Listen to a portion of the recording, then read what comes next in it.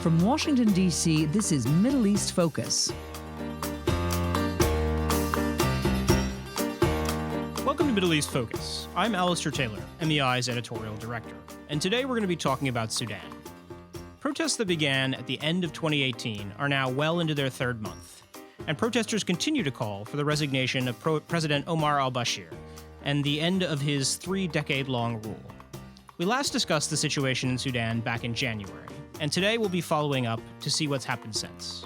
To discuss where things stand and possible scenarios going forward, I'm joined today by Annette Weber and Abdullahi Ibrahim. Annette is a senior fellow at the German Institute for International and Security Affairs. She works in the Middle East and Africa Research Division and focuses on Sudan, the Horn of Africa, and East Africa. Abdullahi is an emeritus professor of African and Islamic history at the University of Missouri and a longtime observer of Sudanese politics. Welcome both to the program, and thank you for joining us today. Thank you, Alistair. Thank you. Abdullahi, let's start with you. Where do things stand now, 3 months into the protests? I believe it is going on from a distance. I'm kind of, amazed with the stamina, the focus, and the insistence of the demonstrators in Khartoum to keep up the good job. And that is obviously causing some cracks in the system, including the declaration of a state of an emergency. Although it seems cruel, but it shows that, that the days of these people are numbered. Annette, what's driving the protests, and how much of it, in your view, is economic versus political? I don't think that there is a versus. I do think that the initial kickoff of the protest was always a mix of economic and political. Of course, the hardship of the day-to-day life is driving the economic part. But if you look at the protesters, it's basically very much an urban protest. So it's people who are suffering from the economic situation, but they're not at the brink of starving from the situation. So it's always been very closely connected to the political disagreement or frustration that, of course, is culminating in the critique of the economic performance of the government. But I wouldn't divide that. And I think, of course, there are, spin-offs in terms of calling for Bashir to go or calling for a change of government. And this is becoming louder. This became louder in the last couple of weeks. But of course, the economy is always the underlying factor. And who's involved in the protest? Could you just kind of speak to that for a little bit? Well, I think who's involved in the protest is that's a very interesting phenomenon. A lot of, generational changes. You see a lot of young people. You see a huge number of women, young women, not so young women. So this is very different from maybe other protests that we've seen in 2011. It's basically, as I said before, it's urban. It's also very much connected to the unions and the syndicates. So I think this is also new. It's not specifically the traditional political opposition parties that call to these protests. It's what we've seen in many other countries as well, but now in Sudan is really groups of people that are not organized in traditional ways. But, and I think this is also interesting, it didn't start in the center. It started in Atbara, it started somewhere else, but it's still, even so it didn't start in the center, it's still very urban. Yeah, and but because of this, as you said, the syndicated thing, the professionals, the tajammu al-mihaniyin, what they call it, has a history of because in the two other revolutions in 1964, 1985, in fact, the revolution was led by a similar institution, a trade union, professional organization. So there is a kind of a repeat here. And your point about the urban thing is important because these three organizations representing the trade unions and the professionals and things like that really reflected the sense or the frustration of the towns, of the urban centers with the regimes that impose themselves on them, or sometimes elected despite their wishes. So the organization leading the revolution now has a history. And Annette, I want to ask you about the response so far from the government and the security forces. What sort of response has there been? Again, I think it's very interesting to look at it because, yes, we've seen a lot of cruel and brutal response, but we could have imagined something much more cruel and brutal. And I think this is where the people on the street are the sons and daughters of those in government. So I think this also calls or takes, explains why the clampdown wasn't, a once and for all military cleanup. I think this is interesting and this is important. And then in terms of the response, the political response, I think it's also interesting. We've had the declaration of the emergency laws, and then we have a reduction. I mean, we basically Omar al-Bashir, the president, just halved this declaration from 12 months. He reduced it to 6 months. We had in the beginning of the protests a response calling the protesters being led by outside forces.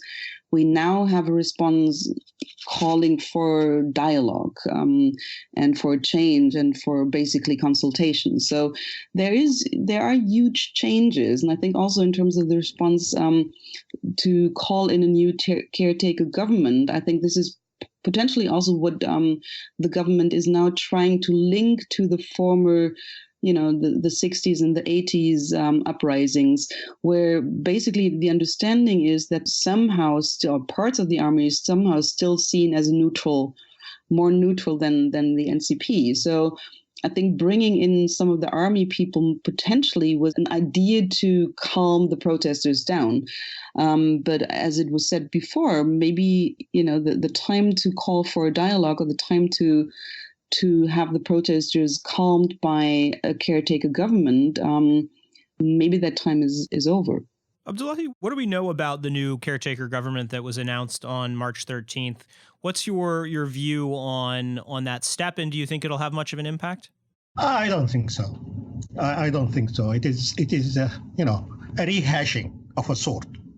I don't think they are appointed to do anything. It is old faces, more of the same. And I don't think they expect to do anything. And no one, the one who appointed them, is not expecting to do anything. At this point, are there any signs of cracks between the government and the military or security services? Well, I think this is where the new government, in parts, not only the new government, but I also think announcing the change in the NCP is basically a response to the cracks that are there that, of course, are not openly discussed. And I think it's interesting the choices that Bashir made in bringing in that new government or bringing in basically a whip for the NCP. To me, it feels much more like a disciplining inside of the NCP or inside of the government to make sure that those who have doubts, if sticking with the old format is really taking them into the future, might not make that choice so easily. So I think in terms of the new government, I fully agree with Abdullahi. It's basically nothing new, but I think those who now come in partially are some of the whips that discipline those who might think twice. Abdullahi, did you have anything to add there? It's just like that. It is a situation in which I think at least the authorities, the government, is really not clear about what seems to be going on, not prepared now to put anything exciting to be discussed. That is still talking about 2020 and the elections and being fair. They are going to talk about this for a while, I think.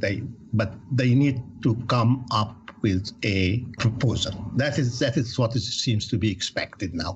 I think this is interesting. It links up to what you asked in the beginning. is it economic or is it political? And I think what we've seen, not just with the changes now, but basically with the reshuffling of the last two, or at least one last round of government reshuffling, was always that, yes, it's understood that basically what is needed is a different economic plan. So new people would be called in to bring that different economic plan. However, whatever different economic plan has to be connected to a change in governance and to a political change. So I think, even if you bring the best technical experts, that can only reach so far if deep governance structures, who does the deals, how far are they reaching to the people, to the population, and how much can you do economically if you're still restricted. I think this is not going to change just by bringing technical experts. And they are not technical in any meaningful sense. They are just these, members of the different splinter parties here and there, rehashed and presented to the government. You don't see any real experts, and I think it is just politics as usual. But the claim now and I think what seems to be really embarrassing with this government is that they declared the state of emergency, but they are kind of embarrassed, or they feel ashamed of it. And the fact that people that they come with cars without blades, that the plain police is masked, it is due to the fact that the demonstrators are holding to the peaceful way of doing things. And this is, in a Sudanese way, is like it is disarming. It is very disarming. Mm-hmm. That kind of gets to the next point that I wanted to ask about, which is about Sudan's kind of long tradition of peaceful protest. How do you see, Abdullahi, how do you see what's happening now fit into that history? Yeah, it is. I consider it like the third cycle in this urban upheavals, doing change of governments in a peaceful way, using the tools at their disposal, that is the trade union. There is a kind of an anguished, tortured quest for democracy. And my point is that we are coming to the scene now with our third quest for democracy at a time when democracy is not big in the world. The Guardian said it well when it indicated that al-Bashir made himself not disposable for so many areas, particularly with Europe.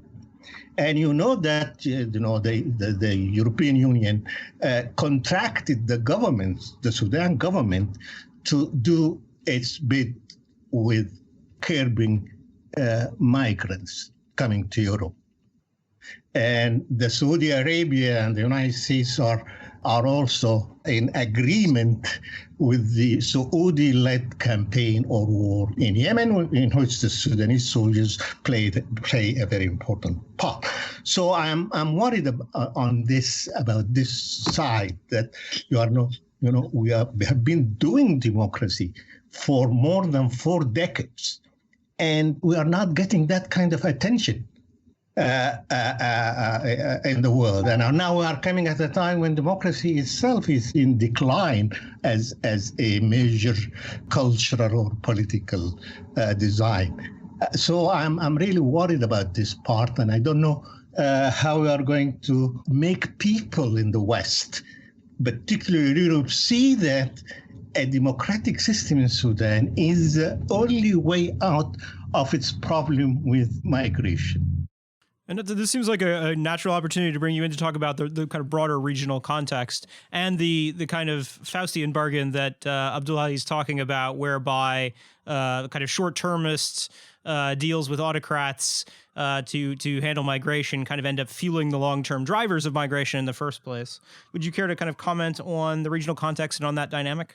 Yes, very much. And I think, of course, you're right in terms of the migration deal, but I think it's I would say there is a bit more to it in terms of who wants what from whom and what kind of bargains are going on. Because if you look at Sudan and the emigration from Sudan, basically people emigrating from Sudan much more into the into the Gulf states rather than into Europe. So the people, the migrants, the people or the refugees coming from Sudan to Europe, the number is not so high. So in terms of having a bargain with the Sudanese on this, in terms of remittances, with the Sudanese government, is not the first entry point. So the bargain definitely is, as you said, is about blocking other migrants or other refugees, specifically Eritreans, coming further. So I think that complicates the interest or the willingness, or bits basically the price that the Sudanese are asking for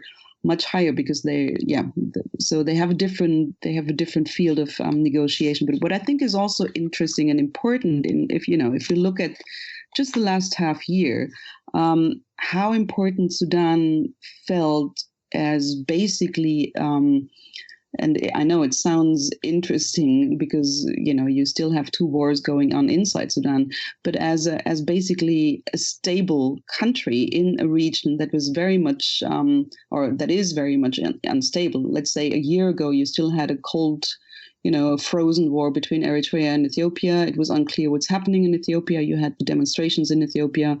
You still have, of course, South Sudan with a huge and major crisis, even so the peace agreement was signed. You have an ongoing conflict in Somalia. So Sudan seemed to be the go-to government in terms of stability, also the bridge maker between, let's say,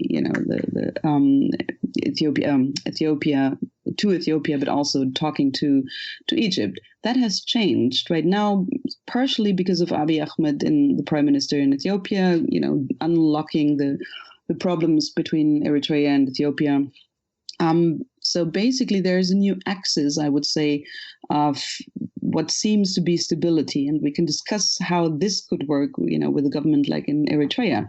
But so there is a shift from the focus from Sudan to, let's say, Ethiopia, which right now, with the weakening government in Sudan, with UNAMID withdrawing, is basically not in favor of the government in Sudan right now, because the bargaining points that they could use, let's say, with the Americans in terms of lifting the sanctions, so the Sudanese government would have access to the international financial institutions, or the bargaining with the Europeans, partially because of UNAMID and partially because of the migration, is becoming less attractive to the bargaining partners, because they don't know if these people are still, going to be in power and what they can actually produce and show for. So I think what you look at right now is basically a slowing down of the processes that were helping, or let's say, to normalize the government of Sudan in the last couple of years.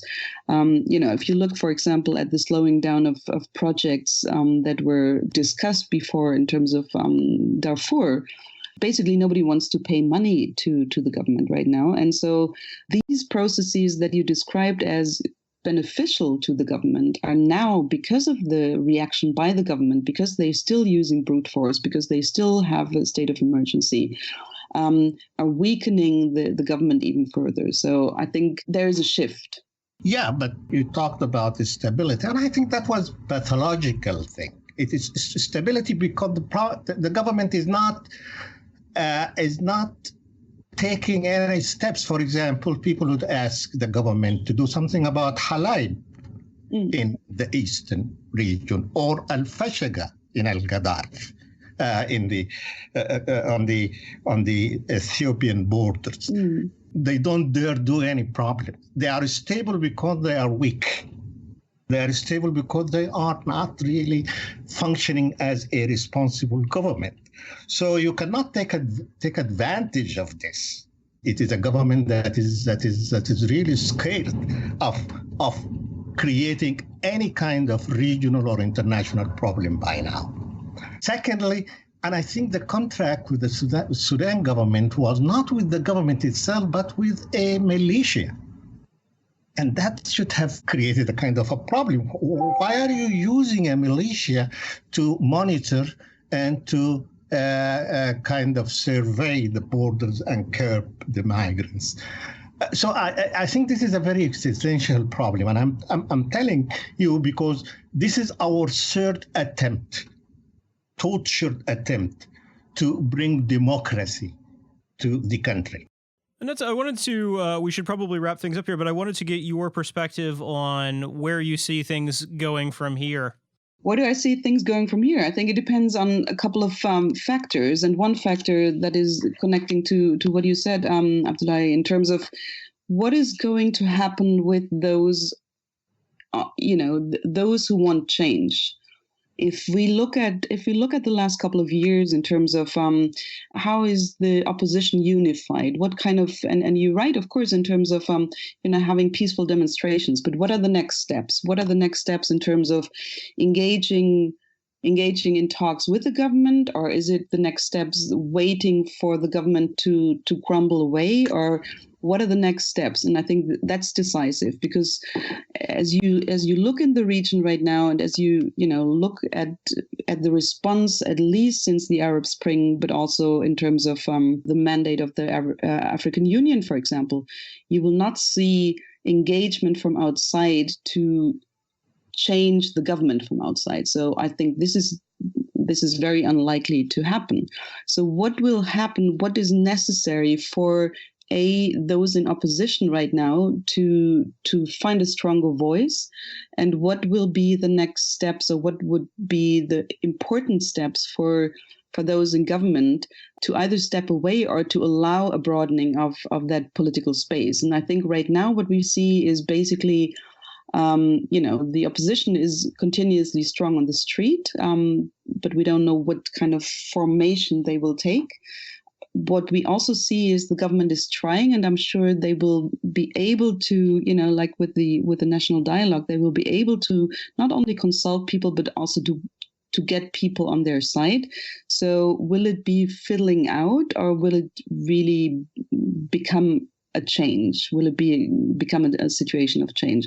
And I'm not quite sure if the indicators are clear enough to say this or that is happening. But what I also wanted to say is we should take also the influence, not just for, and you mentioned it before, not just for the Europeans and the US, but also the growing influence of the Gulf states, both sides of the GCC, into consideration, not only in terms of where the money is coming from, or where, the RSF is earning the money in the Yemen war, but also in terms of the debate on democracy or the debate on authoritarianism. I think this is also where a lot of influence is coming from the Gulf states, and the chorus calling for democracy might not be, or is not continuously loud. Abdullahi, any final thoughts? Yeah, and I think the demonstration, the revolution taking place now in Sudan is a kind of a return of the soul of the country. We have lived 30 years under a kind of a very sullen and a very awkward government. So people are restoring sense. They are back loving Sudan. I tell you, I've been. This is very important. Secondly, there is a renewal of leadership. Young people now are taking responsibility and taking charge. Before that, they were like blaming us or the old generation or things like that, because you did that and you didn't take care of us. We didn't pay attention to us. Now they are really in charge. Thirdly, they are restoring the democratic institutions that are essential to the country, like the trade unions and the professional organizations and the students' unions and the farmers' unions, because that is the essence of modern Sudan. I'm kind of enthused by this. Secondly, how to make the change, and I think the right thing now, and because we don't want to speculate about the army and things like that, the right thing is just to continue this creatively and waiting for the other institution, the opposing institution or the neutral institutions to crack. Traditionally, in 1964, some young officers, after the demonstrations and the revolution, forced the government then to surrender. 100%. In 1985, the army, the official leadership, took the step of making like a counter-revolution thing to freeze things.